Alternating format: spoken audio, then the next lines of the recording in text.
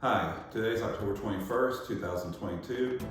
I worked on the engine yesterday, but I didn't film it. I was working on getting the sheet metal off of this side of the engine, and I knew I was going to have some problems with it. I had several stuck bolts, so I had different things I needed to try. I used penetrating oil, I used heat, tried a bolt extraction kit, and none of that seemed to work. The heads were so deteriorated that as soon as you put the socket on it, they would just round off. There's really not a lot I can do with that. I ended up having to cut a bolt off the top here. There's a piece of sheet metal here that's kind of critical to the cooling of the aircraft engine, so I didn't want to damage that. I ended up cutting the bolt off and getting that piece off. And then I realized that the baffling that was on this side, I could just cut around the screws in order to get it off as well. The downside is that I have screws that are stuck in the engine now.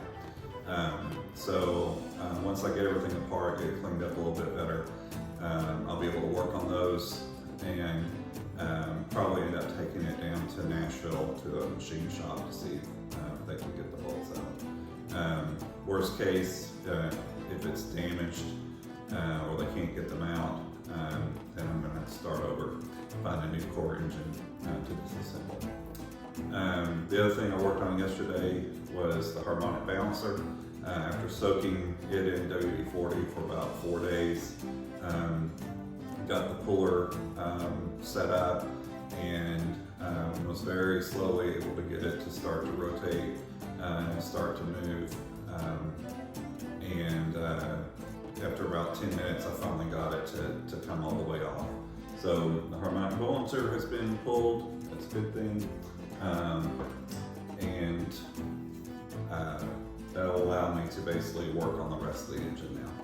So hopefully I won't have any more issues with stuck bolts, although it's not looking too promising on the bottom here, but we'll see.